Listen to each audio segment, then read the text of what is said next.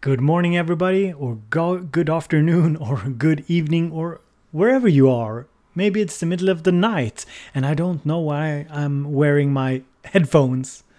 Because I don't listen to it, I don't need them. I use this mic. So, hello everybody, welcome to a little chill out afternoon stream here with me, Bo. I'm a little tired this afternoon, and I'll tell you why. It's all good. But a little tired, so I needed my cup of coffee.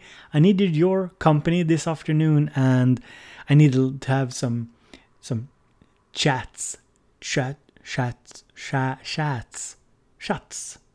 about synths. So hello and welcome to a Q&A stream. Basically, these streams are for asking questions about music production, synthesizers, hanging out, drinking a cup of coffee, and getting perhaps some answers from myself, from you guys in the chat, and just having a chill afternoon. I see a lot of you people are turning up here. Good morning to you all. Good afternoon. What time is it where you are at? I guess it's afternoon for most people, perhaps in the morning. So I see John, good seeing you as well. Sinister, always good seeing you. Danielle, good seeing you. Elotus, good afternoon. I'm not sure if I've seen you in the chat before, but hello to you. I think Danielle says it's 8 a.m. here, so I suppose 8 a.m. So you're in US somewhere, East Coast US, I suppose. Ben, also good seeing you. I'm not sure if I've seen your name in the chat earlier today, but hello to you. John says, I was actually looking to one of your videos right now. Well, thank you, John. I hope you enjoyed it. Ben says it's 1 p.m. in Ireland. Studio Geek, so you're over in the US studio as well. Good morning, John. John Whittaker, always good seeing you as well. I'm still waiting for you to become a patron, John. If you haven't, I'm not sure. Maybe you have a different name over there. It's kind of hard to keep in mind. But I'm still hoping to grab your attention. And a sip of the coffee to you. And Edu Castillo, what's up? All good.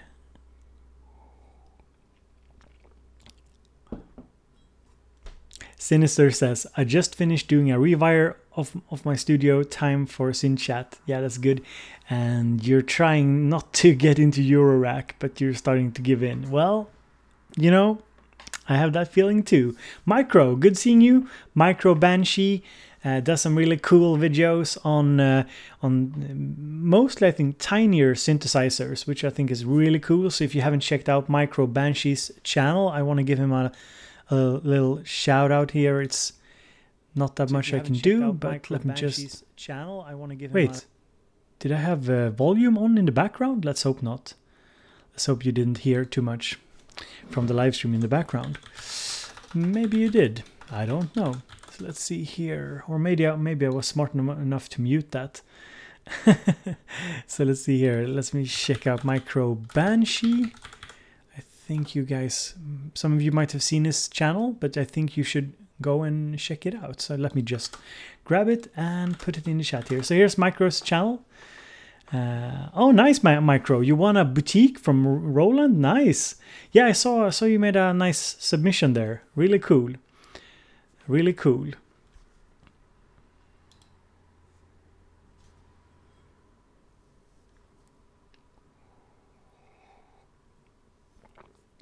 John, I will be glad to have you over on Patreon. You know, whenever you feel it's a good time. So let's see here. Ben has a first question here. I'm in the market for a MIDI keyboard for both production, but I'm looking for something with the build quality for live performance also. Do you or any of you subscribers have suggestions?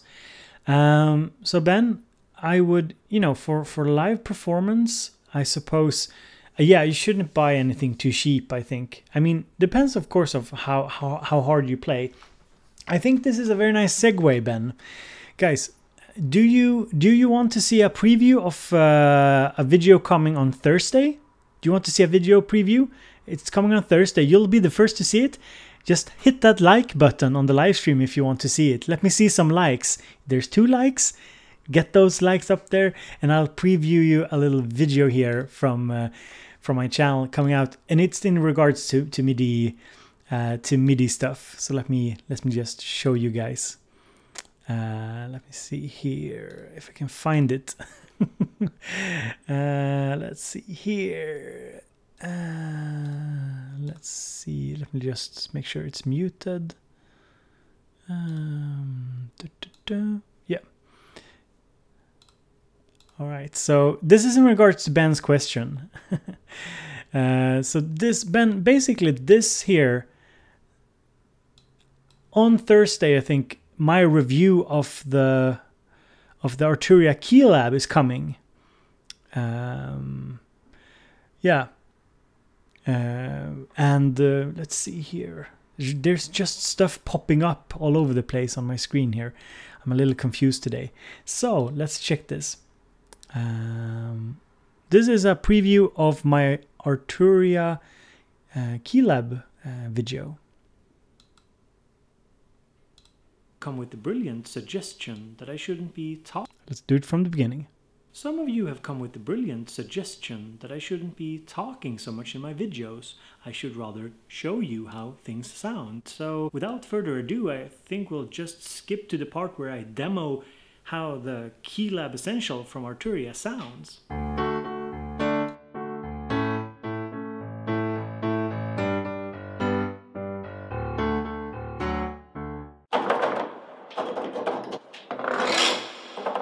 Ta-da! Okay, so I just wanted to joke a little bit. Of course, the Keylab Essentials from Arturia doesn't really sound like anything. It's a MIDI keyboard. Yeah, it's a MIDI keyboard, guys. Sorry, I wanted to do some kind of a trolling video. So basically on Thursday, my review of the Keylab is coming out. I think I did a pretty good job on it. A little bit jokey, got some cringe humor in there, but also a pretty thorough one. And yeah, basically to get back to the question here, I think it was Ben who put out the question here. I'm not really sure what high-end MIDI keyboards are out there that are really good. I think that something like the Keylab is a bit too fragile, or it's more meant for studio use, so I wouldn't recommend something like that for heavy live usage. And maybe, I'm not sure if this will fit you, but I have heard that people enjoy the quality of the Complete series keyboards, but they are of course quite pricey, and I'm not sure if they are super good for live use either. Otherwise, let's see here, Novation MIDI keyboards. Novation has some really cool keyboards as well, but I'm not sure if they go up to about 80. I'm not sure if they have anything with 80 keys. I'm not really sure. Let's see here, keys.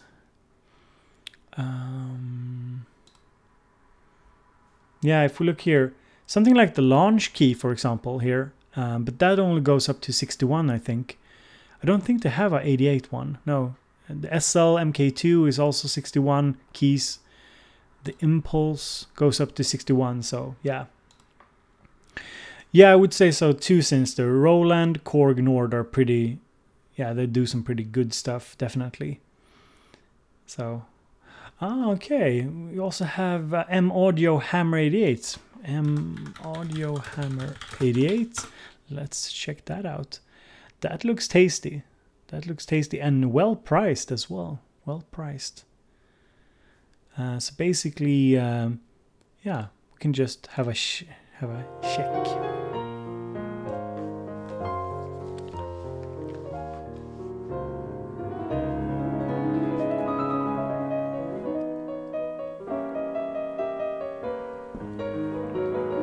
For me as a professor teaching students for years now, I feel that it's very important that playing a piano is the hammers are right. Right. This looks really solid for somebody playing a piano. You can carry this thing. I mean, it's nothing for me personally, since I'm not that great of a piano player, but the Hammer 88 looks really nice, and I think it was, not above 500 euros. I'd say that's pretty good for a weighted piano type MIDI controller.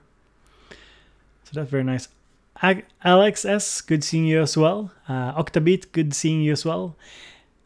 Hello from Greece. Well, hello back from Sweden. Septimus says Roland A88. Yeah, I've heard good things about the Roland stuff as well. I've never really been in the market for a real nice MIDI keyboard with those kind of weighted, you know, since I don't really bring it with me anywhere or play the piano very well. So yeah, this one, I think this is a really, this come highly recommended from a lot of people. I've seen this around, seen a lot of people recommend it. The A88. So it's A88 from Roland. Yeah, that looks nice as well. Okay, Ben. So you're using Fruity Loops and or FL Studio, and you've got the keyscape from Spectrasonics. Then if you can play a piano decently, I suppose a really good MIDI keyboard will be very nice for you.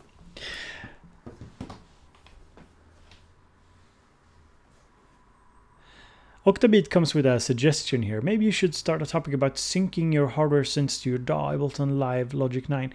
Yeah, I don't really use Ableton Live or Logic 9 that much. I got Logic, but and a light version of Ableton, but you know what, Octa, I can't reveal too much, but this autumn is going to get crazy, guys, on the channel. It's going to get crazy. I can tell you this. I will definitely do videos on hardware software integration in the studio with the hardware synths and the software, but it's none of the DAWs, it's not with the DAWs that you might imagine. I can't say more. There's just some very interesting stuff coming out this fall that and soon, you guys will know in a couple of weeks, but I will definitely, you know, this kind of software hardware integration idea is definitely something I will work on for sure, but it's a little bit secret. It's a little bit secret still, you know. There's some Electron secrets this fall, there's some other secrets this fall, you know, there's a lot of secrets going on, but in a couple of weeks you guys will be the first to know for sure. John Whittaker has a question. Hey Bo, I have a question. I just got done with the video game Con Oaks West in Seattle. I got a chance to talk to a bunch of great sound designers and music composers. If you were going to start out and wanted to make sounds and music for games, where would you start? Oh, I guess, John, how do you mean start out? Do you mean like what kind of gear, or my approach to you know, getting in contact with companies? Can you you know, elaborate a little bit on that, what you want to know? John asks, do you guys think that the drum brute plus mini brute is a good starting point for a live performance setup? Well, John, I can just tell you that I think the drum brute is a really good starting point for any live performance, but you need some kind of sequencer. So either you go with a DAW, or you need something like a circuit, a Digitact, an Octatrack, yeah, some other kind of hardware sequencer, I suppose, or a Korg Electribe or something. But the Octa is, yeah, the Octa, sorry, not Octa, the drum brute is so much fun. The drum brute is amazing value for the money in terms of playability when you do it live.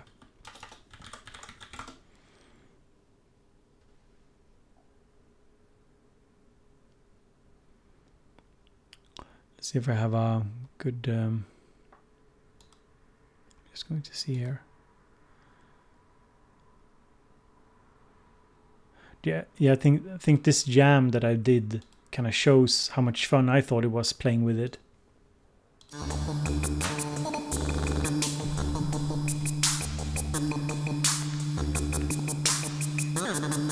This jam is of course with Octatrack and Mother 32.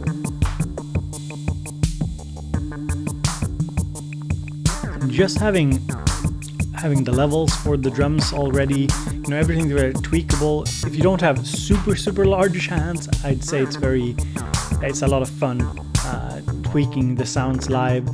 There's the note repeat function I'm using here, and there's you know, it's a stellar sequencer, and there's a, you know, song mode, and just very well suited for live performances. Yeah, pretty much. So that's my kind of thought on it. So John, you didn't clarify, but my kind of take on the my take on doing music for video games, I suppose, sound design for video games.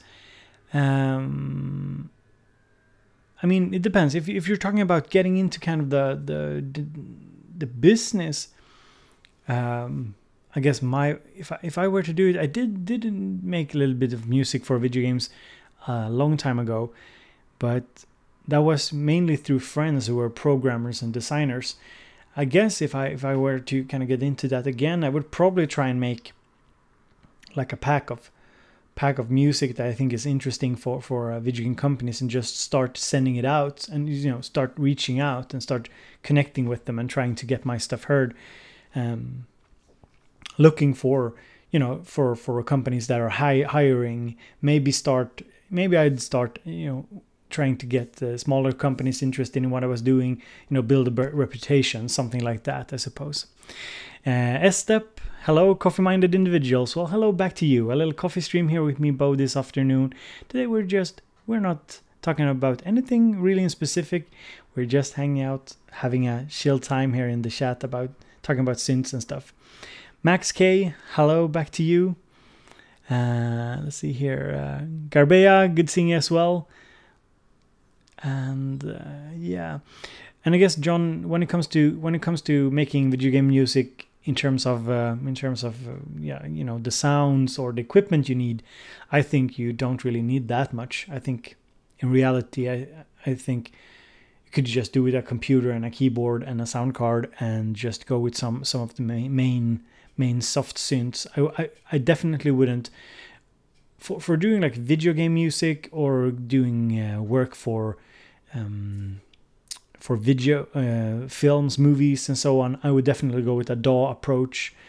That seems to be the trend, because you want instant recall. You want it to be quick and fast and easy to work with. You don't want to set up your hardware synths. I mean, look at pretty much. If you go to, for example, Spitfire Audio's YouTube channel, you can see that these are some big names that make music for movies, and there's no pure hardware setups. So, Studio Geek, yeah, I saw your reaction video. Yeah, Studio Geek. I played Studio Geek's little tune on the live stream, and he actually posted my reaction to it on his channel. That was kind of fun.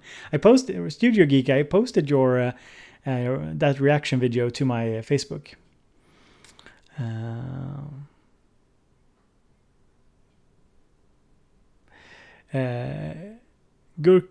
Gurkbanan, sorry, no, jag har inget jobb till dig, tyvärr.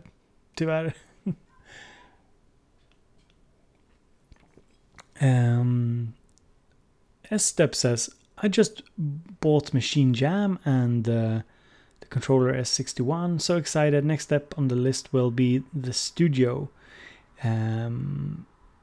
Anybody have experience on machine expansions, complete instruments, or effects suggestions? Well, many questions there. Okay, so you got the Machine Jam. You know what, S-Step? I would hold off on the Machine Studio for now.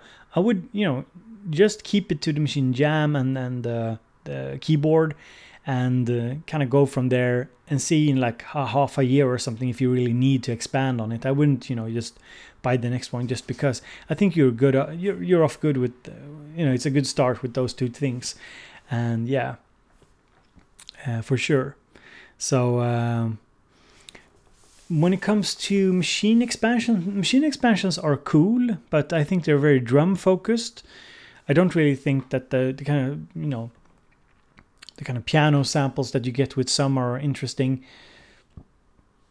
in general. Do you if you don't have, I would, instead of getting more hardware controls, I would looking at Complete series, like Complete 11 or Complete 11 Ultimate. That would be my suggestion. S-Step. go that route because it's so tightly integrated. Or the V Collection or any other NKS integrated software. I think some of the Rob Papen stuff is also NKS integrated. That will be really nice with your keyboard and with Machine Jam for sure. John asks, is Octatrack great for performing live? Yeah, since I don't perform live, it's kind of hard for me to say, but from what I've read and from friends and from what I've seen online, yeah, it seems like a big go-to sequencer for live performance. It seems very solid.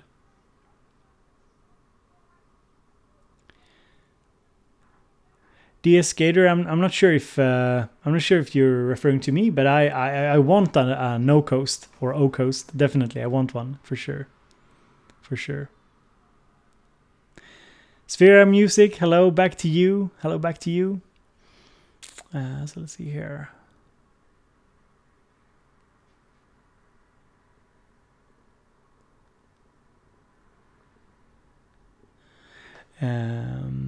JJS, good seeing you as well. Hello, Bo. I'm getting an OP1 in part as a stopgap until my basic studio is set up. All right, you're on the move. Okay, you're moving about. Yeah, that's nice. The OP1, it's kind of the synth that got away. I want one. I really want an OP1, but I don't feel like buying one now. It's so very, very old. And with that, I'm not saying it's bad. I'm saying it's old, so it doesn't feel interesting for me to cover. That's why. When I'm looking at synths now, I'm looking at synths that I can use for sound design, that I can use here on the channel, and yeah, that is just fun and enticing. All right, John. Good that I managed to answer your question. Let's see here.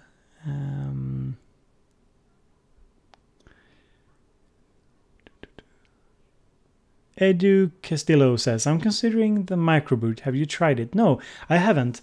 Depending on the workload, I have this autumn. I have a lot of stuff that I will be covering on the channel.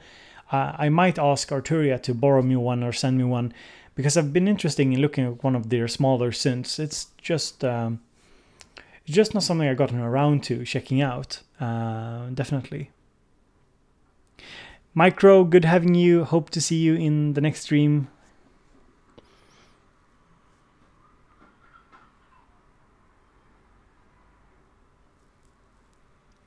Let's see here. Alex S has an interesting question here. Bo, you mostly talk about new products, but are there any old hardware synths you'd recommend? 90s and older? No. I don't like old stuff. Man, that's so yeah, you're on point there. Basically, I don't really enjoy looking in the rear view mirror, if that makes sense to you guys. I think that's the saying. I don't really like to look back when it comes to technology. I'm more like a PC person in that sense, or like a computer person. I like the, if you're into PCs or computers, you don't sit there and reminisce about an old graphics card, and you get that old graphics card and you use it 10 years later. I mean, if you don't have anything else, of course you might use it, but most people, they look to the future, to innovation, to new stuff, and I think that's kind of my philosophy, my kind of interest. It's not in the past. Maybe that'll change. Maybe I'll get like a 40-year crisis, and that's a long way from now, guys. It's a long way from now. I'm not close to 40. I might have silvery lines in my hair, but I'm not close to 40. And yeah, I might go back and revisit some old stuff. I still have very strong feelings about the Yamaha RM1X groove box, but when it comes to other synths, I've tried a bunch. I've had a bunch older stuff. The Roland D50, Yamaha DX100, used the DX7 a long time ago. I think a friend had it, but it's just not something that entices me. But if I were to say one synth, so let's see here. Let me see if I can bring it up. I'm not sure exactly when it was released, but yeah. if I could have one old synth, I would have this one. The Alesis Andromeda A6. This one. Damn, it's 16 voice polyphony. You know, I mean, look at it. It looks amazing. And when was it released? Okay, so it's 2000, 2001. So it's not that old. But I just think it looks so cool, so cool. And yeah, so could I pick one? I would pick that. For sure.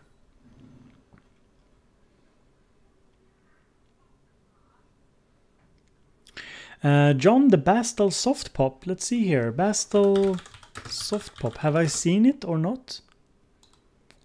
I'm not sure. Let's check it out.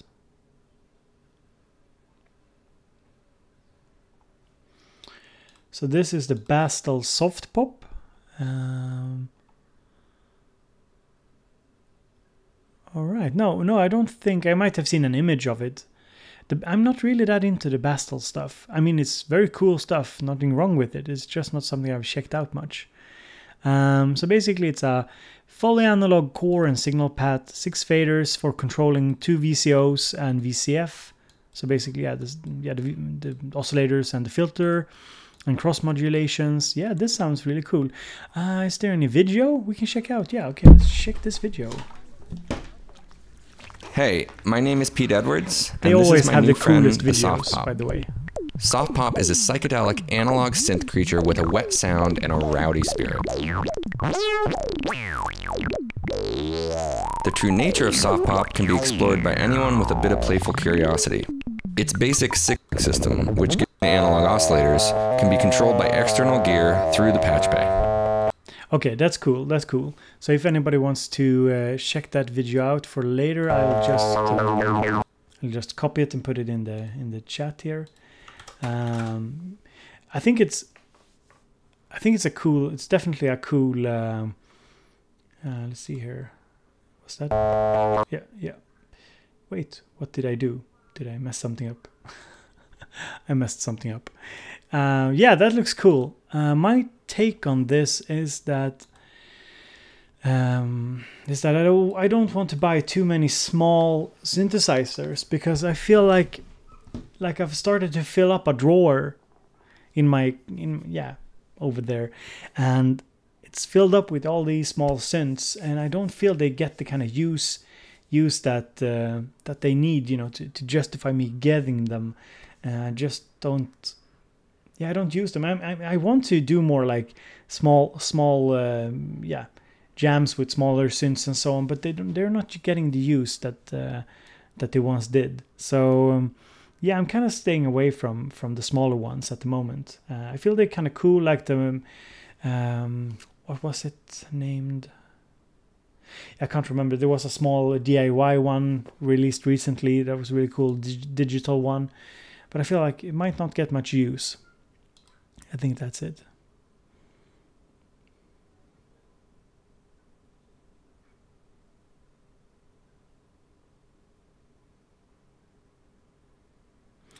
Okay, let's see here. There's a video of a guitar player playing through a microboot. Ah, nice. Interesting. Very cool. Yeah, I can imagine it sounds really cool. You know, driving I think I've seen a video on the Minilogue and the Minilogue, people playing different instruments through it as well, for sure.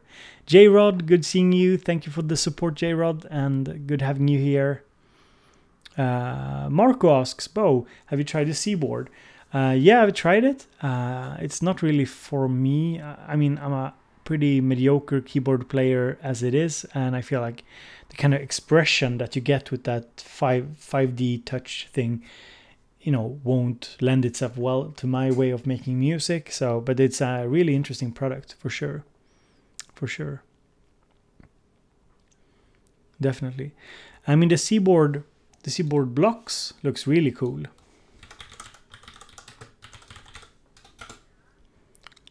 This one here. I mean, that looks a little better priced as well. I mean, more, and the integration with their other blocks system seems really nice as well. I actually did talk to Rolly about demoing the blocks for them, but we never got anywhere when it came to that.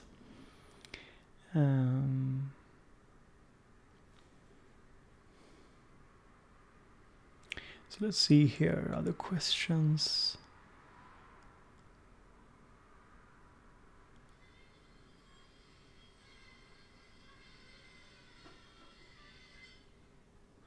Okay, Octabit, that's a good tip. You were jamming and you figured out that it's possible to erase steps and notes anytime I was pressing the rest button. Okay, interesting.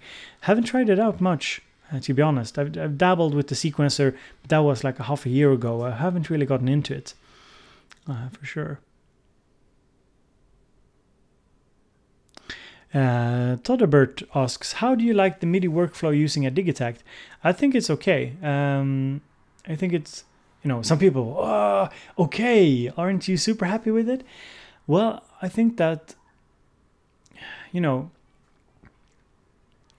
I think that their model with the sequencer and the way they have conditional trigs and everything is really cool, and parameter locking is super cool, and parameter locking program changes is also very, very cool. I have a video on that on the channel with the Bass Station 2.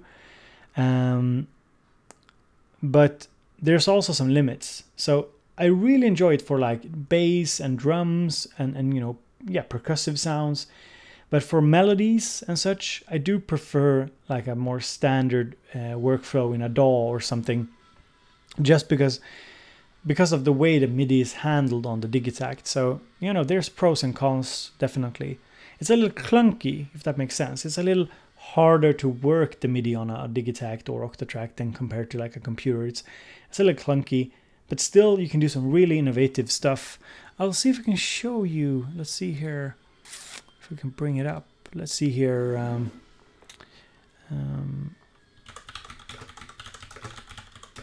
So I have this Cabin Studio Tour. Let's see here. And I can just show you a little part of it. So basically what I'm doing in this setup here, let's see here. I can show you some here. Can only play one sound at a time can actually be used to create, for example, a rhythm or a bass sequence where you change out the bass sound for different So here I'm talking about here let me give you an example. Talking about program change per step. So you can see that the program on the bass station changes. So all the drum sounds are coming from the Bass Station 2. And that's something I really enjoy doing with the Digitact. I think that's brilliant. Just the way you can create this loop from one synth. And when I have so that's my take on that. Lost Jeff, good seeing you as well. JT, good seeing you as well. Or yeah, JT from Florida, good seeing you. It's good that you remind me about JT. It's UH40 online, so such a mouthful. Estep asks, do you use acoustic instruments or Foley? What's Foley? I'm not sure. Do I? Well, acoustic instruments. I play the guitar a little bit. I play the super nerdy flute. I play a little bit of piano. Those sort of instruments. Do I use that in my music at the moment? No, not at all. Guitar is basically because I don't think I'm good enough to record myself. I'd rather use a sample or a soft synth or something. I don't really see myself sitting there, with the guitar. And I've done some tracks with guitar before and so on. Basically sampled it and so on. But I've always had this idea to have a lot of acoustic instruments and record them. But once I did, I found myself being lazy, and they were mainly collecting dust, and because I always turned to the synths anyway. So yeah. Albie Welch, good seeing you as well. Duke Woodstock, nice seeing you as well. Good morning to you. I guess you're in the US. So let's see if there's somebody I missed here. So we are going to just take a little, you know, well, let me start like this. These are coffee streams. You guys are probably aware. Most of you have been here before. It's just a little time for me to answer some questions and connect with you.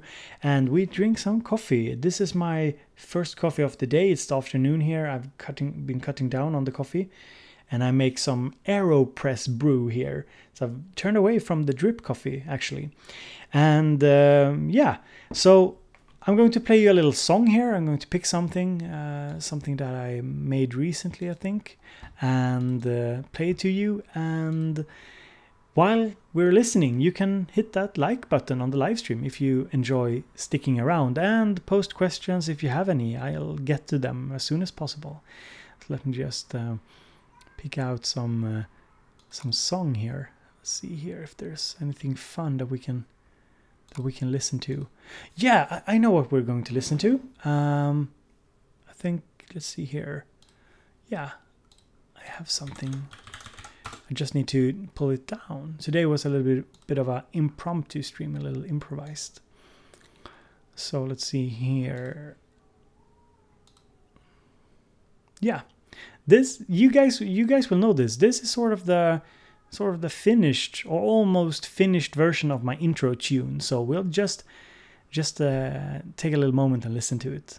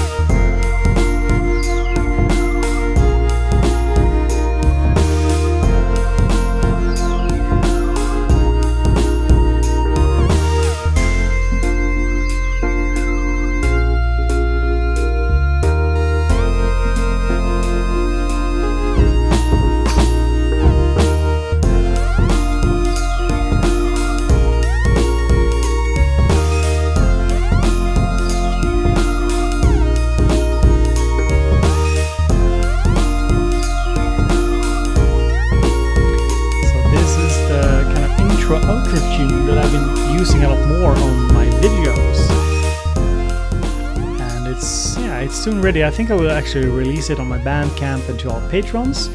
And while I'm at doing the self-promotion thing, I'll just tell you guys that you can become a patron over on patreon.com/bowbeats. That will give you access to a private Facebook group, and I have some plans for expanding on the Facebook group, but I can't tell you more just of yet. And you also at €5 a month you get access to all the live streams, all the music releases, and there's also patch releases, sample releases, behind the scenes videos, and bonus video materials, just to name a few things. You can check it out on patreon.com/bowbeats. Super Wait, what's happening? I'm clicking the wrong stuff here. So yeah, I'm getting the hang of the commercial stuff for sure. And I saw a question earlier here that let's see here. Kiro, my man, I'm sorry, I forgot your question. Or yeah, you asked about the mini. Let's see here. You asked about the microboot versus the monologue. I would say the monologue, definitely. I just think it's such an interesting synth with the Korg monologue. Such an interesting synthesizer with the tight integration with the little sequencer and the way you can use it. And I've also heard that you can also do some kind of program change per step stuff that you can with the Bass Station 2, because it has such a fast program change. So I would say the monologue if I'm going to pick one, definitely. Studio Geek, I'm not sure if I will. I probably won't be live streaming tomorrow, but maybe on Thursday. Tomorrow I'm releasing a review of the Arturia Keylab. No, wait, am I doing that on Thursday? I can't remember. So maybe I'll switch it up. Stuart B, yeah, I think I saw your question earlier, Stuart. Or did somebody else ask it? Do you still use Machine? If not, why? What do you dislike about it? How does it compare using outboard hardware setup? So Machine is really nice with a hardware setup, and I'm definitely using it. The song I just played you was made on Machine. And it's a lot of fun controlling an external synthesizer, but I've just been more focused on my hardware stuff and not so much, because I've been making so much videos about the hardware side of things. I haven't been that focused on really working with my software, so I think that's why. Also been busy trying out different things, trying out Bitvig, trying out Ableton, trying out Logic, just getting a feel for it, because so many of you are asking me about it, and I want to be able to provide some kind of basic understanding of those things. So Machine is definitely, I'm very accustomed to Machine. I really enjoy it, and I think it's safe to say, guys, that you'll be seeing Machine more. You'll be seeing Machine a lot more. I can't say more, but you'll be seeing more of Machine and hardware, that kind of integration coming up this fall, for sure. Lost Jeff Ukulele Monologue or Bass Station 2? I guess Bass Station 2, not Bass Station. Monologue or Bass Station 2, I would say Bass Station 2 for sure. I think the Bass Station 2, if you can get them around the same price, the Bass Station 2 is just so solid. It's one of the most solid synths I own in terms of sound quality, in terms of how you can tweak the sounds, and just the overall feel. And I think it's a brilliant synthesizer. The Monologue is not far behind it, but I think the Bass Station 2 is more versatile. I think it has more shapes, oscillator shapes, and it has definitely more options for tweaking the sound, for sure. Yehuda Samson asks, what's your most used synth? The Minilogue, definitely. The Minilogue is definitely most used one, for sure.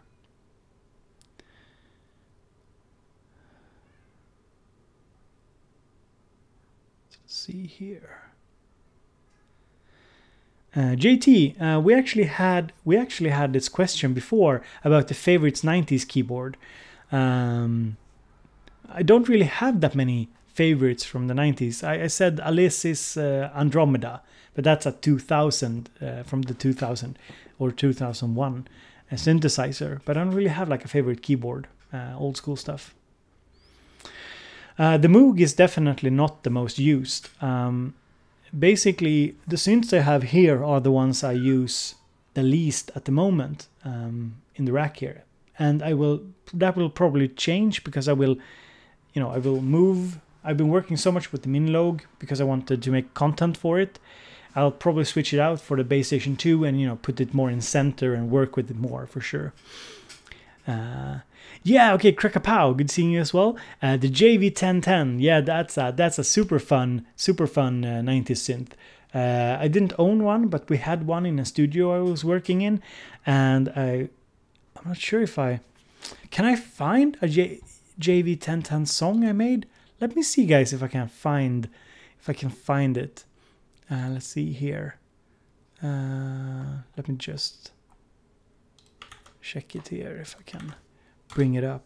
Wait, maybe this will bug stuff. Wait.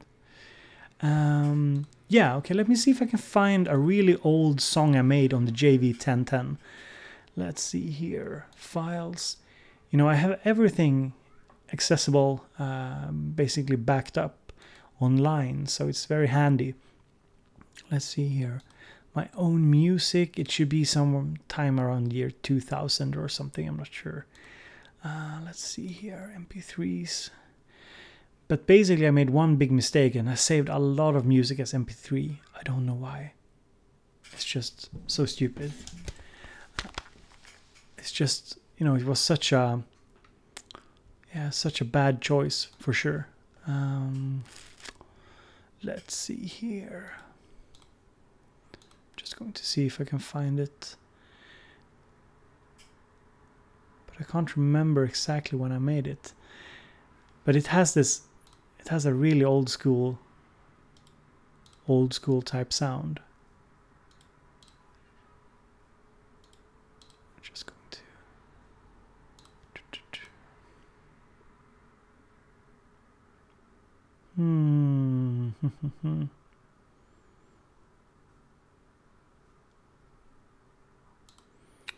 Let's see. Isn't it annoying when you... I think I know exactly where it should be.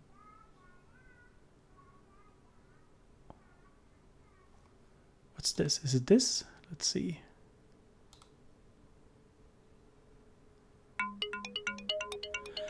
It's not this one. We can listen to it anyway. This is some old stuff as well. 2000, I think. Yeah.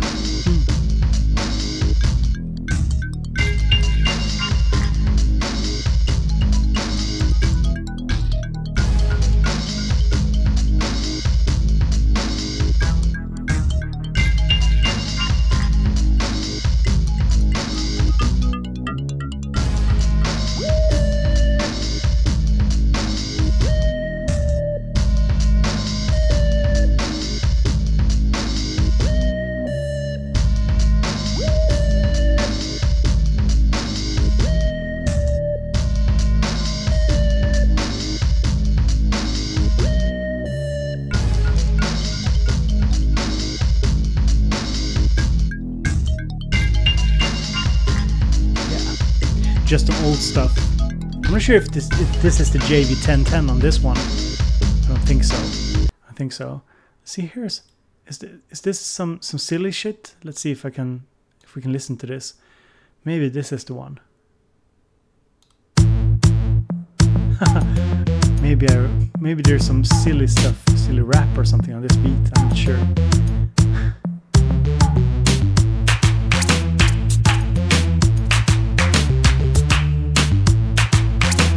This was made in the same studio as where we had the JV1010.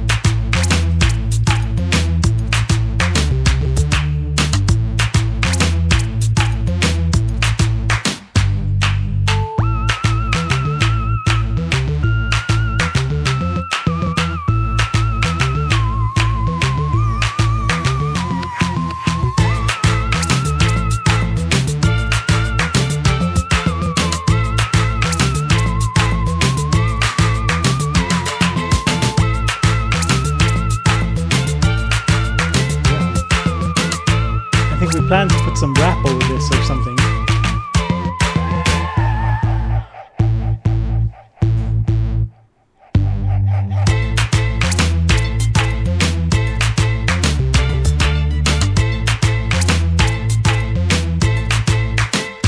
Yeah, some reggaeton vibe to the drums. I think we were going for something like that, you know, toasting over it or something.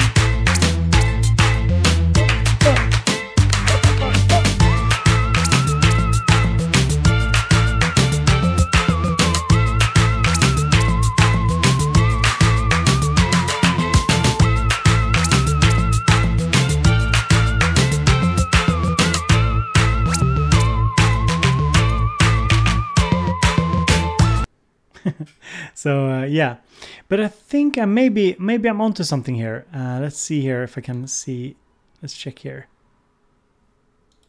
Is this some old rap I did?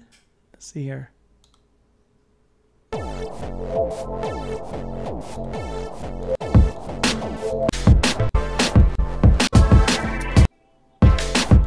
This isn't not that great. But maybe it's one of these ones here. It might be this one. Yeah, this is the one. I told you I will find it. After searching for 15 minutes, he comes down with the JV 1010. I'm pretty sure this is the JV 1010 in action here.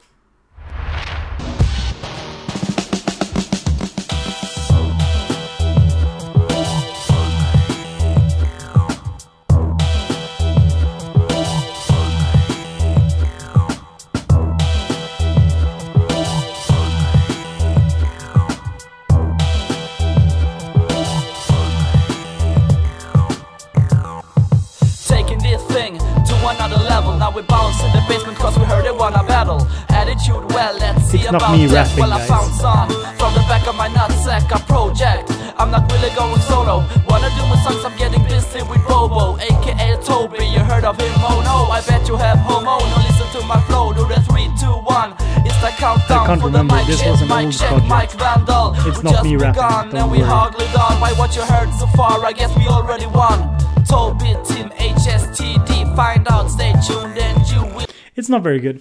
It's, you know, it's just a demo. But the beat had a JV 1010. It was a rapper I used. He's really good, actually. But I'm not sure it really shows on that track. But he's really good. But it was a long time ago. A long time ago. Basically, all these tracks are really old. Paul Moore, good seeing you as well. Northern Cat, always.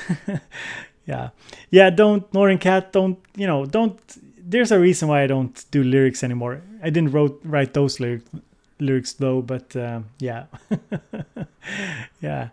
But that was some JV 1010 action there in the background of that beat. I didn't really remember that we recorded the vocals, but I guess that was 16 years ago, maybe? Something like that. 16 years ago. Studio Geek asks, do you have pics of your old studio? Yeah, I have some pics of my old studio. You guys want to see some pics of my old studio? Guys, do you want that? Hit the like button if you want to see some pics of my old studio. Don't forget to smash it. I love to say that. Smash the like button. It's just such a corny. It's like fire and lit and you know. Michael Rush asks, hey Bo, if you had to accompany the Bass Station 2 with 2 additional synths, what would you pick? 2 additional synths. Definitely something polyphonic. Maybe an analog keys, maybe something from DSI. Even a DeepMind 12. Like a Rev 2 or something. Something like that. Yeah, definitely something like that. And for third synth, I'm not sure. Basically, you would use the bass station for bass sound, obviously, and then you'd use like a polyphonic synth for some pads, maybe, and maybe something for a lead sound, maybe like a Moog Mother 32 or Sub Fatty or something like that, perhaps, maybe. Ronnie asks, you ever used Ensoniq? No, I haven't. I have zero experience with the Xonic stuff. So let me guys see if I can, you can post questions, I'll get to them, but we had a suggestion here that I show you guys, some images from my old studio. So let me just see here if I can find it. Yeah, it should be doable. Let's see here if I go really far back in the kind of timeline here. Let's see if I have a fun picture. Oh Jesus Christ, this is some old stuff. So I'm going to show you guys, wait, what happened? I'm going to show you guys some really old pictures of my studio. This is going to get good. Oh man, so corny. So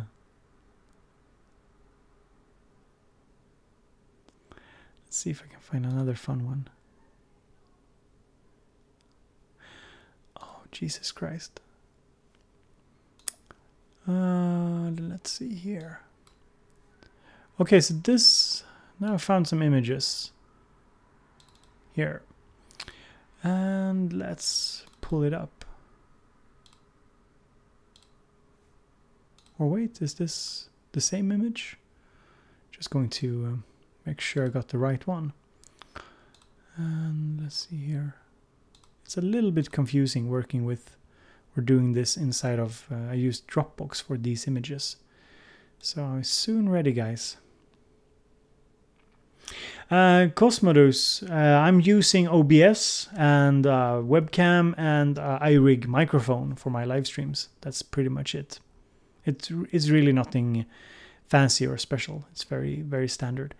Okay, here's another one. Let's download this one as well. Let's see if it works.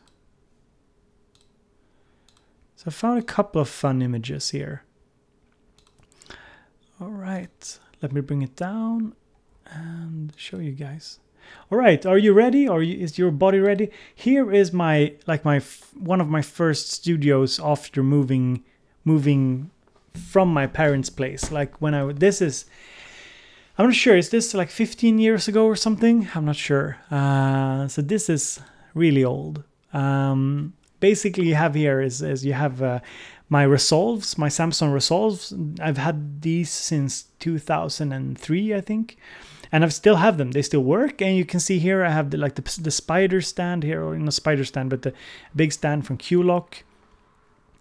Super messy because I was studying at the time also, so there's these books and paper everywhere.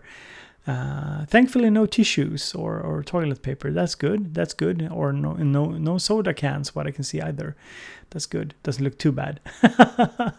And yeah, it's the DX100 on top, and the Roland D50, and the Rode NT3 mic. The NT3 I still have. I still have the same boom, guys. I still have the same pop filter. The Yamaha RMO1X, and this is an old Pentium. Yeah, I still have the computer as well. It's just located in one of my closets. It still works, definitely. And there's even some chat going on here on the screen. It's probably something we shouldn't read. So that's that's my old studio. Luke Stark, good seeing you here as well. Good morning to you. I hope you have a nice morning.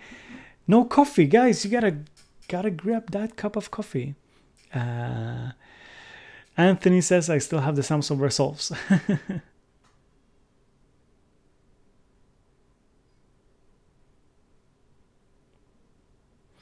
Crackerpow says, I gotta say, if you run a studio, I'm also paying you to archive all the stuff. Artists lose their files all the time, and engineer needs to have this stuff on hand.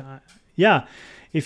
Since I don't really run a studio, so I don't really care about losing too much of my files.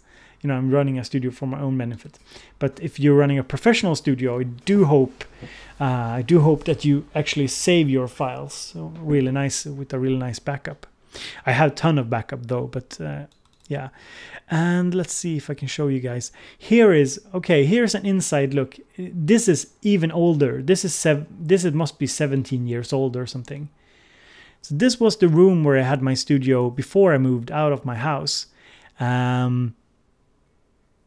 This might be just before I moved, perhaps. I'm not sure. You see the same speaker. It's the same computer, I think. And yeah, those nice Sennheiser headphones. I love them. And you see all this acoustic panels. I even have egg cartons, guys. Egg cartons. Seriously? I have egg cartons. Before I knew anything about acoustic treatments. But I used them to make this little mic's corner here. And you see I was living there. There's some of my teddy bears even. But this is 17 years ago or something. So it's not very recent, that's for sure. The first photo must have been from 2004. I started university in 2004. And the second photo must have been 2 years prior to that, or something like that.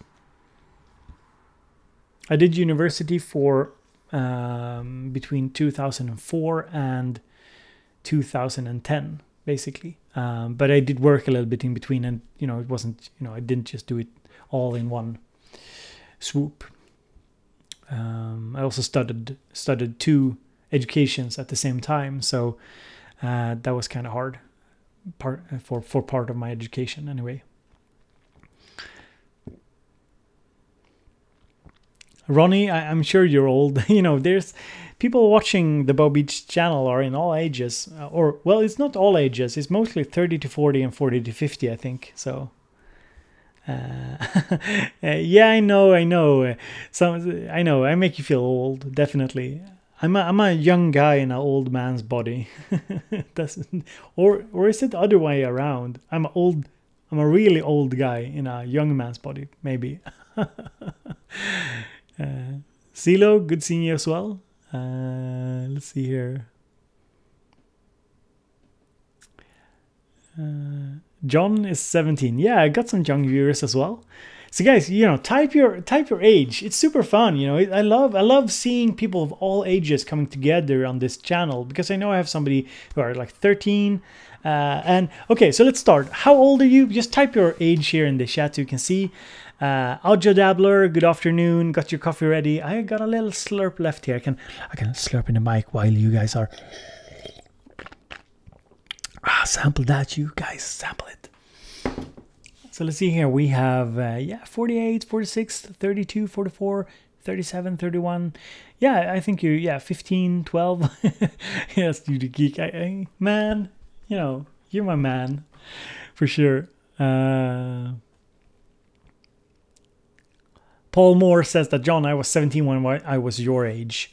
37, 25, 27, 15, 31, 45, 62. So, okay, so, you know, Ronnie, you're in good company, Ronnie. I have my demographic for my viewers are, Henry says he's 500. That's good to know. Really, you know, a vampire. And yeah, I have basically most viewers are 30 to 40, and then there's 40 to 50 are a pretty big group. And there's there's almost as many 60 plus as there are like, 25 and below, I think, or 20 and below on my channel. So yeah, you're getting a bit old there, Henry. So guys, okay, next, let me see here. Okay, let's see here if we can make this a little fun. Let's see if I can work this out. You know, computers. We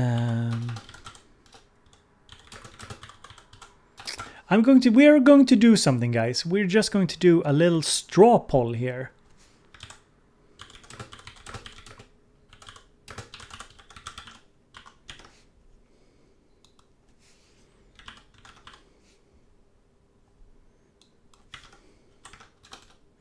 Wait, what am I doing? All right.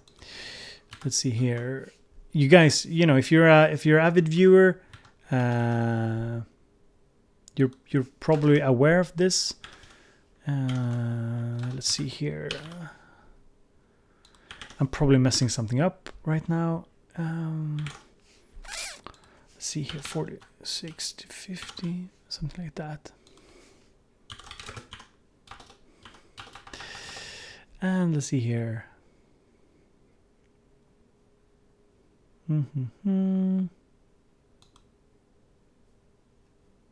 Okay, guys. Straw poll. How old is Bo? Go in and vote. Go in and vote. How old am I? How old? No cheating, guys. No cheating. Go in and vote. Let's see here. Let's see here. So you can pick... 25 to 30, 31 to 35, 36 to 40, 41 to 45, 46 to 50. I think I didn't mess that up. So let's check the results here. We have a couple of votes. We see some votes coming in here. Super nice, guys. Really good. Let's go full screen mode on this. So guys, go in and vote if you haven't voted. How old am Bo? Or how old is Bo? And while you're at it, you can hit the like button on the live stream as well, just because I'm such a fun and lovely character. All right, so we have a couple of votes here. Let's see here. 8 We have about 20 votes. Guys, I think you can go in and vote some more. Let's leave it that for a little while. Wait, what am I doing? I'm super confused. All right, so, yeah. All right, Yeti, tell me when you're back, because I'm waiting with the poll here. Crackapow, I didn't go to uni in '94. I did go to uni in 2004. But we're still waiting. We have about 21 votes. So guys, if you haven't voted, go to the straw poll link in the chat and vote. We are 41 people here, so we should be able to get some more votes. And yeah. I'm also okay, JT, you're in an RV. That's nice. That's nice. You know, just you put your legs up on the front of the RV and you just sip that coffee.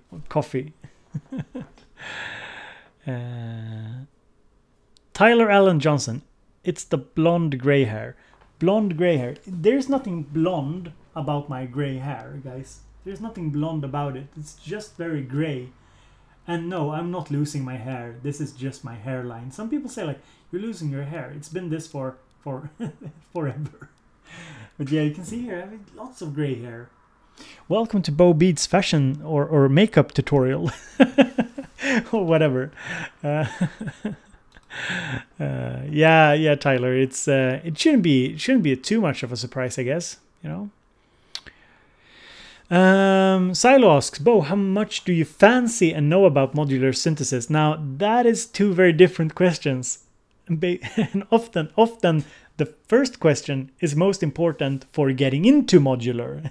Most people, most people start off like, yeah, I want a modular rig. I don't know anything, but I want a modular rig. And then they buy one and then they have to figure it out. So how much do I fancy it? How much, on a scale? On a scale, I guess 8 out of 10. I want a modular rig, but I'm not there yet, guys. I don't, and I've said this before. I'm honest. I don't want to spend that much money at the moment at something that I don't think can translate well to you guys. I don't want to say like, go become a patron on Patreon supporting my work.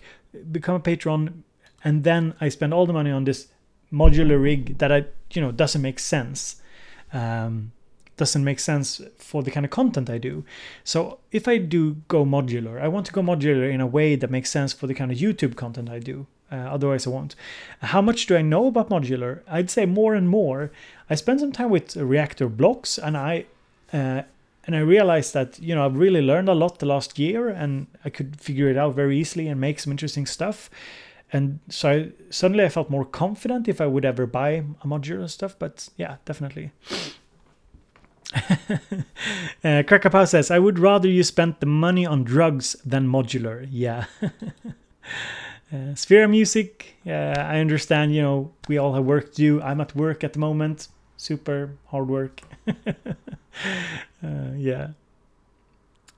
John, yeah, I'm considering semi-modular, but I'm kind of an all-in guy. If I go for something, I will go for something that is, 100%.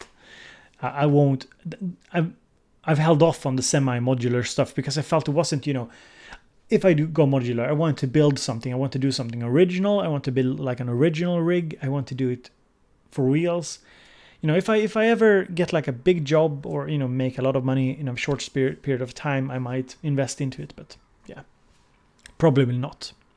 Probably not. So let's see here. If you guys haven't voted, be sure to go in and vote on straw poll. We are doing just a little straw poll here on my age, just for funsies. If you haven't, yeah. Luke Stark, good having you. Hope to see you in another stream. Okay, AT, it's a motorhome. Very cool. So you're retired. Oh, okay. Nice. Yeah, JT, you're not alone. I know a lot of people coming to my channel who are who, you know, who are retired or who are making changes in their life, getting back into music.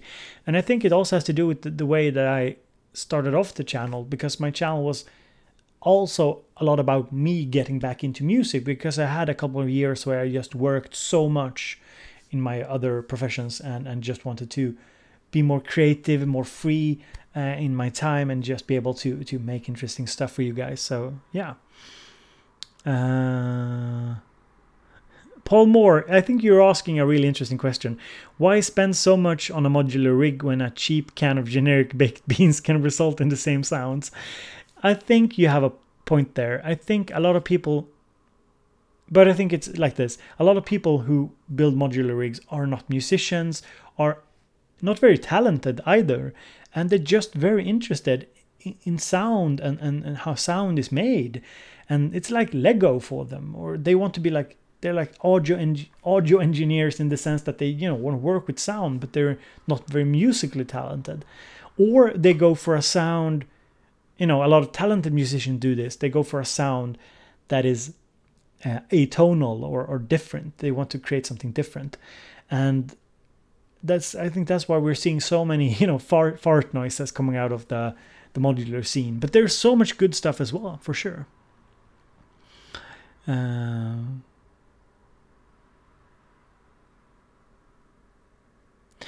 Yeah, Tyler, I saw the latest Look Mom No Computer modular video. Yeah, I saw it. I mean, that guy is crazy. I'd love to do something with him. I'm not sure what we would do. I think we talked about it in the comments sometime. Would love to do some kind of collaboration with him. He seems, he has this edgy atmosphere around him. His, you know, punk atmosphere that I kind of lack. You know, I'm more this kind of, yeah, hello, my name is Bo and I'm going to talk for 15 minutes about something random.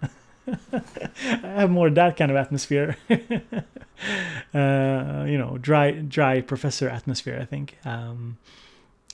So I would love to do something with him for sure. John Whittaker, you're very close, yeah, in age. Sphere Music, no, I'm not 33. Thank you, Studio Geek, for posting some Twitter pics. I hope it's nothing dirty. You want me to check it out, Studio Geek? Sure, I'll check out the pictures for sure. But don't spam the chat, Studio Geek. It's not nice. Studio Geek posted some pictures on my Twitter. And if you're not following on Twitter, you can do that. I'm over on twitter.com/BowBeatsMusic, and I'll post the links now. So if you want to check me out, you can do that. All right. So, okay. So I think we've, yeah. Let's see if I can find, where did the poll go? All right. So here's the poll results. And I see here, there's 12 votes for 36 to 40. There's 36 to 40, 31 to 35 has 10 votes, 1 vote for 25 to 30, 41 to 45, 2 votes. So guys, drum roll. I am how old am I? Wait, how old am I? I'm not sure. Where am I? No, sorry. I'm just messing about. I'm 32 this year. I'm not even 32. I'm 32 years old this year, and yeah, that's my age. And yeah, I've been basically, you know, I've been doing like, the reason why I might seem older or drier is because more old and dry is because I've been doing so much professional work in a short period of time. In well, basically because I am an old and dry guy, but that's why my cringy humor is on that over 9,000 level, and because I got the dad jokes and everything. But basically, I've been working in fields of profession where the age has been very high. You know, I've been the youngest. I was the youngest person at the university where I was working at the university with, I guess, 15 years or something when I started. When I started, it was like nobody, and then 15 years older, you know. And at my other job, I think we were a couple that were around 30. Yeah, I was still definitely the youngest when I started there. Then there came some other young people as well, but not that many. So yeah. Yeah, Sphera, I don't know. Some people think I look old, some people think I don't. I guess it depends on the length of the beard. Okay, so that was about my age. Yeah, just a fun topic. It's always, it's always fun. Crack a pow. Damn, gone dirty in the chat.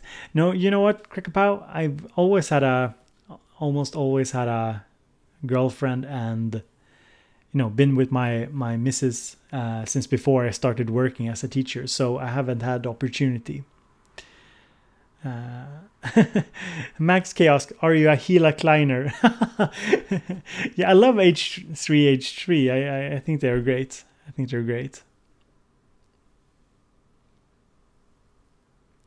JT, yeah, I'll be sending out those circuits for sure. I have been thinking about doing some kind of giveaway on the channels or for patrons, but there's always the problem with, I don't really want to give away like software. I don't think it's interesting. And with hardware, it's always the shipping expenses that I'm kind of concerned about, for sure. But I'm thinking about that, definitely. So where are we at? Let me just scroll up here, see if there's any more questions that people want me to answer. Agent Merv says something interesting here. Modular building kind of reminds me of high-end PC building in a way. Like with hardline liquid cooling and RGB lighting and all that. Beautiful, but not something I see myself doing. Yeah, I think there's a lot of similarities between people doing like high-end PC rigs and doing Eurorack or big modular systems. In the sense that there's so much engineering going into it. That you really have to be devoted and interested.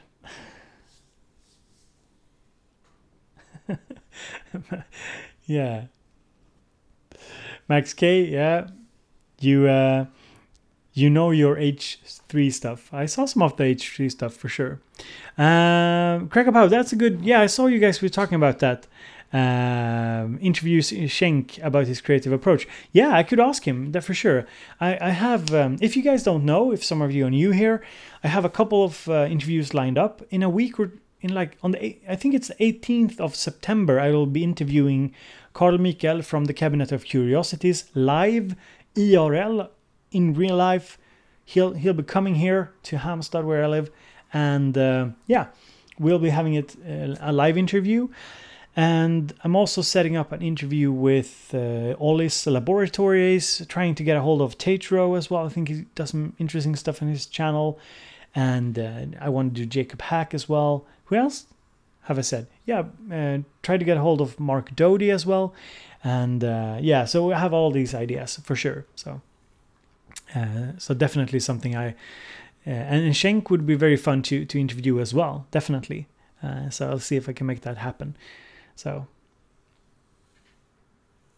okay, Max K is your brother, and that's good to know, Studio Geek. I was getting the feeling. I was getting that feeling. So, guys, I think we should, just take a little music break here. I'm just going to see if I can find something interesting here to play you guys. Let's see if I can find something.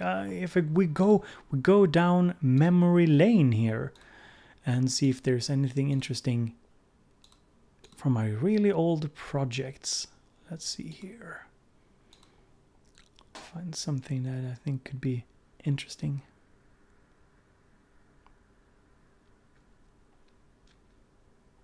A lot of stuff.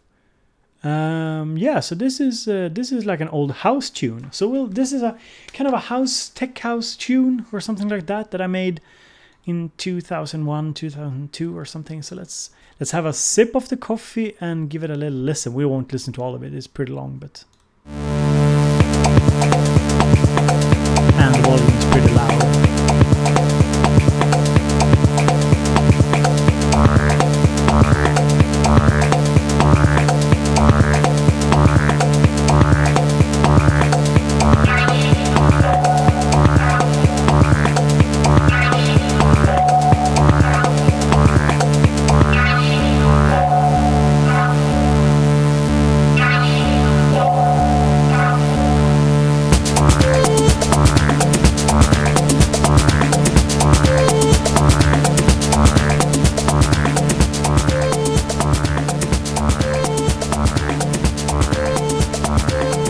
Try to turn the volume down a bit.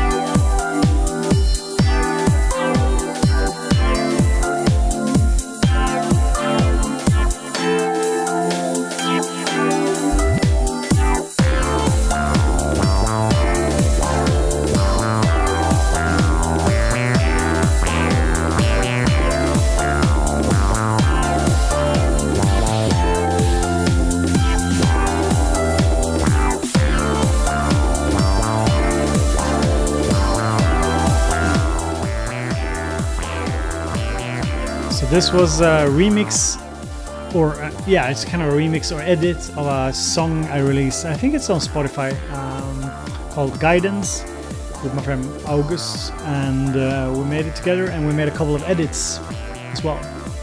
I'm not sure if it's a style that I really, that I really got into or got down, but yeah, I did some of these kind of more housey stuff. Yeah, a long time ago. It feels like, in a way. I guess all is relative.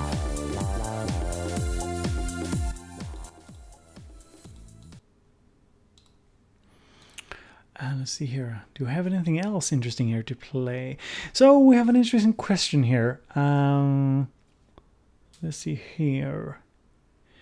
JJS asks, would you say that modular people are more inclined to technical stuff in general? Really interesting topic. Or are there different personality for different setups? Oh yeah, that's a really tough question. Do I think that people who are into modular stuff are in general more technically oriented and more interested in the technology side of things when it comes to music equipment? I would guess that if we did some kind of polling on this, or did some kind of study on it, we'd see that on average somebody into like modular stuff would be definitely more interested. But if that's a kind of a cause effect thing, or if it's just a correlation, I don't know. I mean, it could be that people who start with modular become more technically oriented, or it could be that they are from the beginning. I've also seen a lot of modular enthusiasts that are super creative artists and really, so there's no contradiction here, but I do think that on average, if you're technically interested and you're working with synths, and many people kind of go in that direction, it seems, but I'm not sure if it's like I mean, these things are very hard to kind of talk about, really. Crackapow. Yeah, that's a funny statement, even though I don't think it's too true, but it's a little funny. Tyler Allen Johnson, good having you, and hope to see you in another stream. Studio Geek is on the decaf. Studio Geek, can you even drink coffee? Is that allowed at your age? Do you need coffee? You're not an old and tired person? Tom H, just repeating a question from earlier. For someone just starting out with their first synth, how important do you think it is to record and make tracks versus just noodling about? That's a really good question. Tom H, I would answer with a question. What is important to you? If you're a beginner starting out, what do you want to achieve? I mean, it's totally fine just starting out noodling, playing around, having fun, finding, learning about sound creation, learning about synthesis or some such. But if the aim is to create tracks, if you really want to make like full tracks, then maybe that's not maybe the best approach. Maybe you want to go with a DAW, maybe you want to like get a setup that it really works for creating full songs. Often if you buy like a first synth, like people ask me like, what's the best synth to buy as a beginner? I guess that depends on what kind of setup you got. I mean, you can't really do much with one synth except exploring sound. You can't make a song with it if you don't have any way to record it. So definitely. So yeah, I think Sphere Music got it down. I think if you want to make full tracks, if that's the aim, you need to learn some kind of basic music theory. I mean, I'm talking super basic. I'm talking understanding like what notes are, understanding how to build a melody, just basic stuff. And just those sort of things.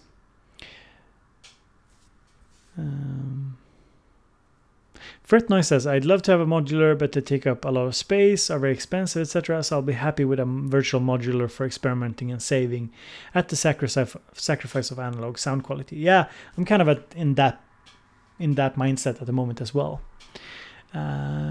Cool, John. Cool. You're uploading a video soon? That's super cool. What's your John, is your YouTube the same? Yeah, it's your name, right? I'm just going to let's see here if I can find it on YouTube.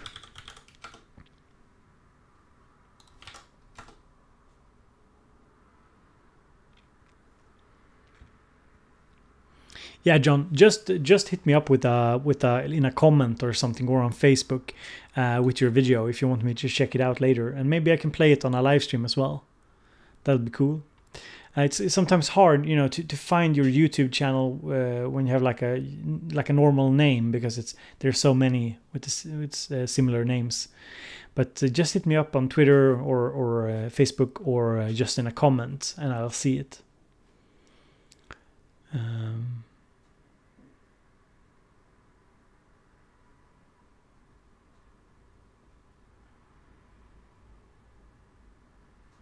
Yeah, Audio Dabbler, I think you are correct. I think I started out with the mindset of creating full tracks. I think, I created so many full tracks. Some people that come to my channel and are like, why aren't you making full tracks? Well, I made some full tracks, definitely. I made some new music. We'll check one of the releases out soon. But I made so many full tracks like when I started out. And now when I got back into music more again, after working a lot in academia and healthcare, I felt like I want to noodle, I want to play around, I want to make sounds, I want to explore different things than I did when I was releasing a lot of music. So yeah, so definitely I think it was really good for me to kind of start out making music and making it, making full tracks instead of just messing about. I think it's really good, because you can always go back to exploring and messing about and noodling. But if you haven't gotten the skills down how to make a decent track from start to finish, it's always a lot harder. So let's see here if I can see here.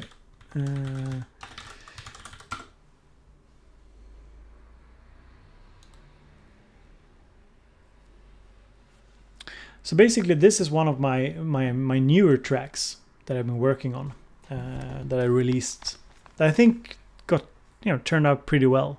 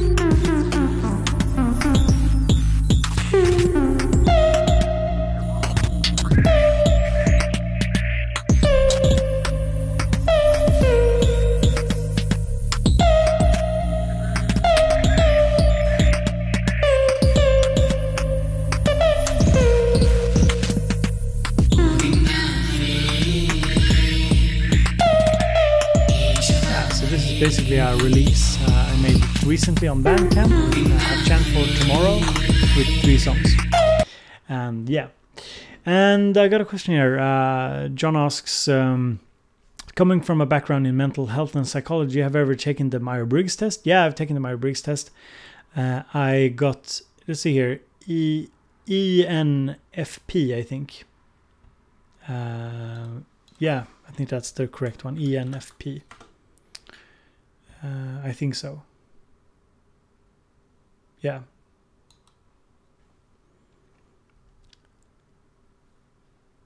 Not I. Yeah, I can see AudioDabble. You're INFP. I am ENFP, like an existential explorer, I think.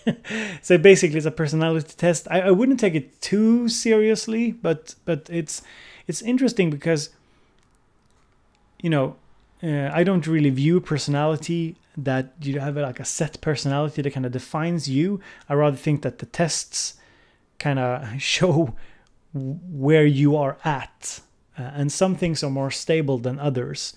Definitely some things are stable since birth, some things are, you know, gets more and more stable as you grow, but I don't really see them as super accurate. I'm kind of skeptical because I have more of a behaviorist, cognitivist viewpoint on personality, but that's another topic, maybe for a video sometimes. But yeah, basically, ENFP is like somebody who likes to think for himself, likes to go his own route, quite extroverted, but still introverted in the sense that I like to be alone. So yeah, I like to like gather my energy when I'm alone, but I really enjoy people and talking to people.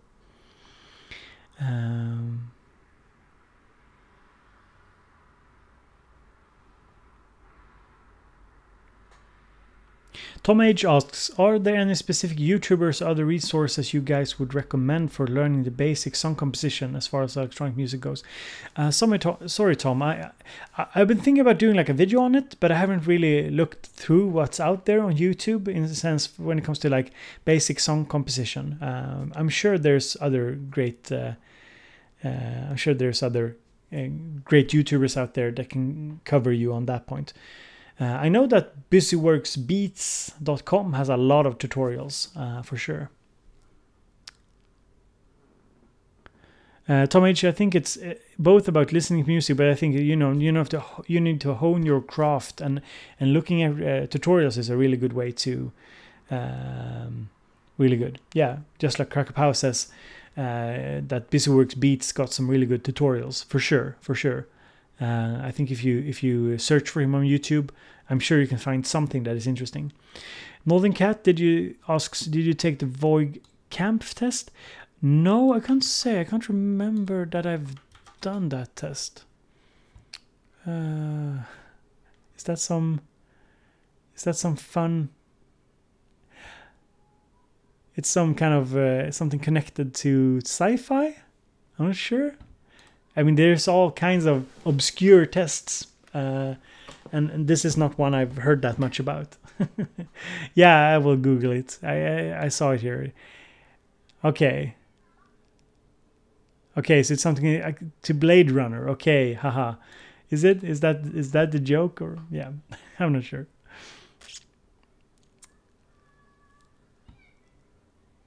Blade Runner, it's the note to the replicant. I'm so bad at movies, guys. I'm so bad at movies. I'm really not good at it. Max K, good having you. See you later.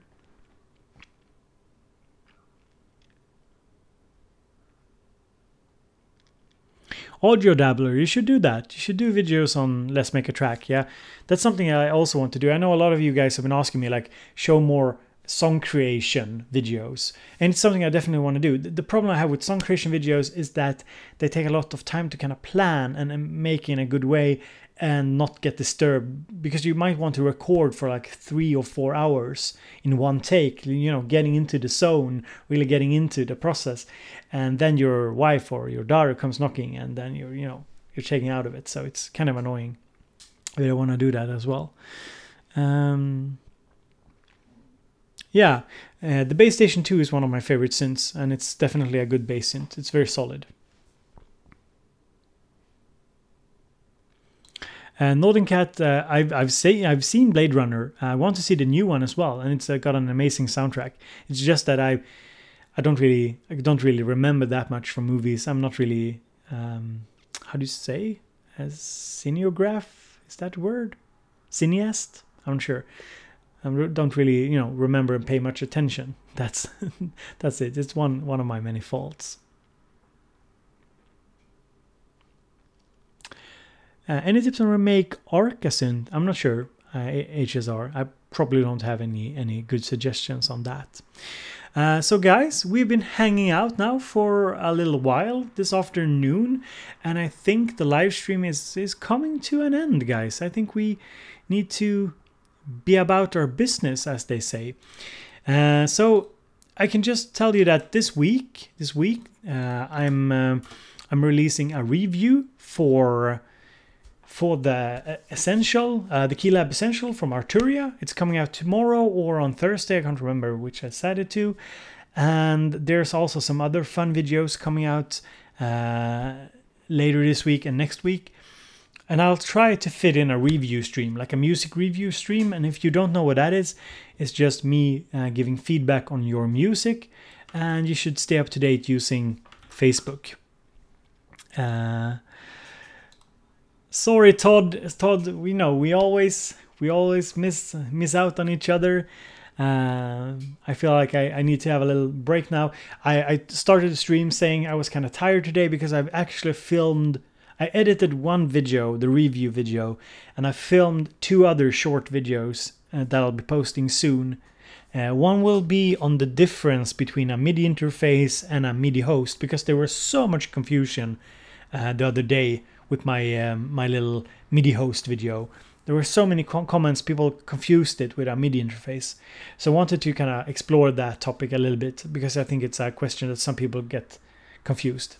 And I also recorded another video about my 3 top YouTubers, or not YouTubers, my top 3 YouTube channels for sure. So that video will be coming out sometime, maybe next week or something. Just my favorite playlists and so on. Crackapow, where are those fucking these? I can't swear on the channel. It's not good for the advertisers. Where are those Digitakt videos? Yeah, good thing you brought that up. Tomorrow, Crackapow.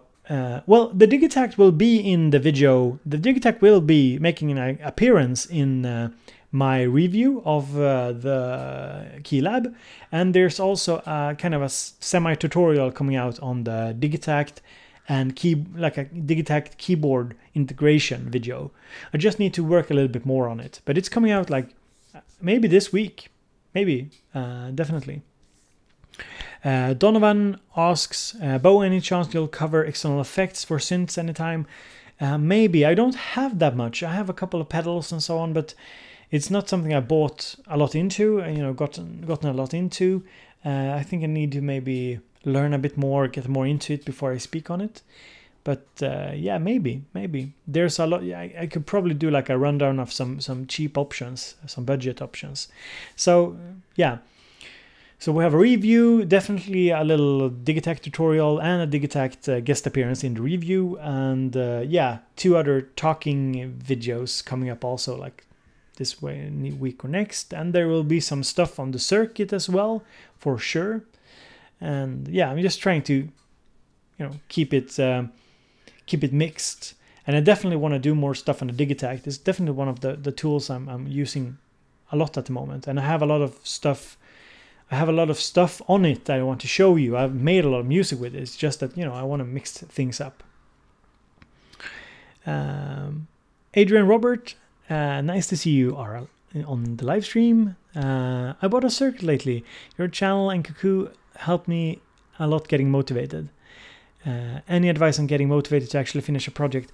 Well, Adrian, very happy to have you here. I'm kind of winding down the stream, and that's a big topic, but I want to do a video on motivation and music production.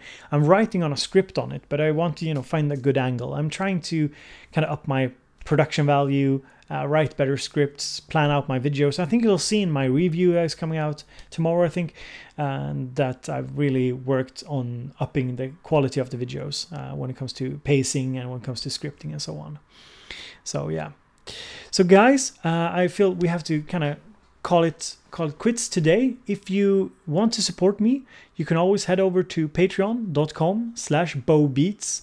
You get access to a private Facebook group and the Patreon group as well, of course, where you can read the posts I make. There's different reward tiers. You get access to all the live streams, all my music releases. At the €10 tier, you get all the upcoming and current commercial available material. And at I think at the €5 tier, we have behind the scenes material and bonus video material as well. So that's something you can check out if you want to. And I will do a music review stream soon as well. I'm planning it out. I got my couple of weeks. I got kind of a handle on a couple of weeks now. From now, I got my kind of those weeks in control, and I want to plan my live streams a bit better as well. I'll also try and do some kind of live sound design tutorial if you guys want to see that as well. Some kind of maybe Minilogue live sound design tutorials, Circuit live sound design, maybe even, how about this? Maybe Digitact sound design tutorial live, you know, tweaking some sounds live on it. Maybe something like that. I don't know. You can always hit me up on Twitter, Facebook, you know, tell me what you're interested in, definitely. So, definitely. Yeah. So guys, I hope you have a super pleasant day. It's always sad to leave the live stream. I would definitely want to do some more live, not just talking, you know, hanging out is very nice and all, but I want to do more music live as well, playing music live, making sounds live and so on. So guys, if you enjoyed this live stream, hit the likes button, and I hope to see you in future streams. Thank you so much for being here.